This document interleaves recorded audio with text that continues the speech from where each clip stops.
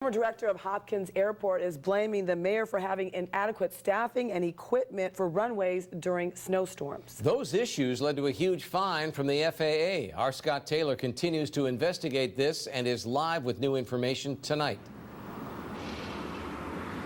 Yeah, the guy's name is Ricky Smith. He is the former director at Hopkins Airport. He's in Baltimore now, but a lot of questions going on right across the street at City Hall inside there with the mayor's office now that Mr. Smith has thrown the city under the bus.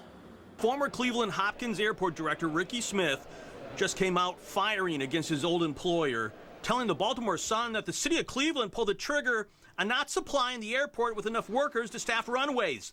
The understaffing led to unsafe runways and a $735,000 FAA fine.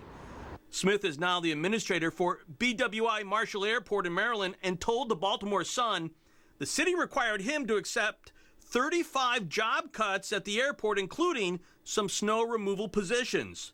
Last March, I exposed Hopkins was understaffing its runways and not meeting FAA guidelines. Back then, Ricky Smith refused to face my questions on camera, but he's talking to the Baltimore Sun. Smith told them he fought the cuts within the city administration, but was overruled. Cleveland Mayor Frank Jackson's office told me Ricky Smith's statement is not accurate. We poured over the city's airport budget for the past 5 years. It shows the airport was understaffed every single year under Smith than what was budgeted by the city. Last year, Ricky Smith never filled 105 positions Hopkins was budgeted for, including 16 positions that run snow plows to clear runways. I did ask Mr. Smith in Baltimore for an interview. He is thinking about that. We might have that tomorrow for you.